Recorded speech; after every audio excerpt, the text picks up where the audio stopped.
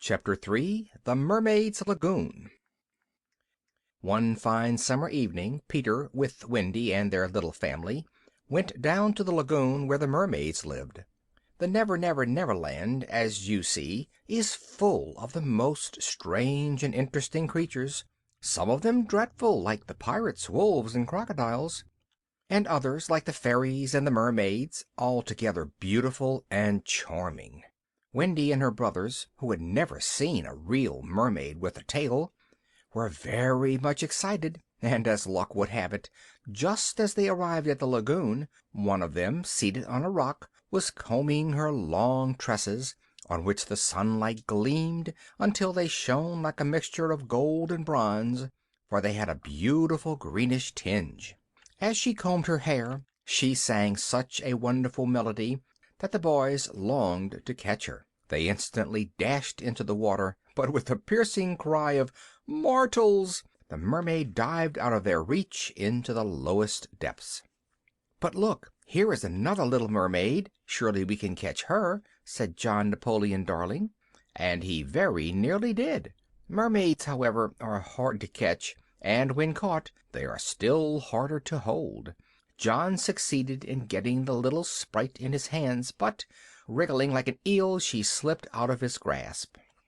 Breathless with excitement, the whole band of children clambered onto the rocks, when all at once a cry went up, "The pirates!" Sure enough, a boat was approaching, and in it were seated the two pirate lieutenants, Smee and Starkey. The boys were already swimming to the shore as fast as they could, when, to his horror, Peter recognized Tiger Lily sitting in the stern, tightly bound with ropes. In a flash he guessed what was their intention. The wretches meant to leave her, all bound as she was, upon the rock, until the tide came up and drowned her. Determined to save her, Peter thought of a clever trick. Imitating the wicked captain's voice, he called out, "Cut her bonds and let her go." The effect was marvelous. The astonished buccaneers, fearing to disobey their captain, instantly released Tiger Lily, who leapt into the water and swam towards the boys.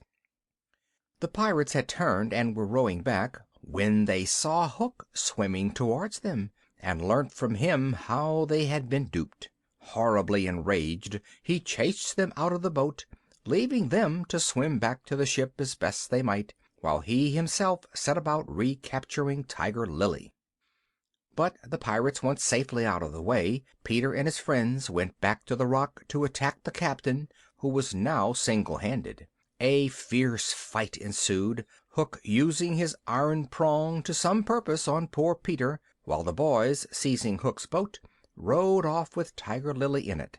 At last, finding himself outdone, the captain gave up the fight, and in all haste swam back to his ship. Peter, left alone on the rock with Wendy, found her so exhausted that she could neither swim nor fly any farther. With difficulty he managed to help her to a firm footing, but the tide was rising, and they were both in great danger. As he watched the water silently creeping nearer, Peter almost despaired. But all at once a large kite came flying slowly over the lagoon. In a second Peter had seized its tail, and, binding it tightly around Wendy, he sent her sailing away in safety, bravely calling, "Good-bye, Wendy," until she was out of sight. Then, indeed, as the tide rose steadily, Peter was in great peril. The water reached his feet, and he was beginning to think it would be a tremendous adventure to die, when who should come sailing by but a great sea-bird on its nest, which had been blown off the cliffs by the rising storm. "Hurrah!" cried Peter, "there's a lovely boat for me!" and chasing the bird off, in he stepped, curled himself round, and spreading out his coat to the wind, sailed swiftly and merrily after Wendy.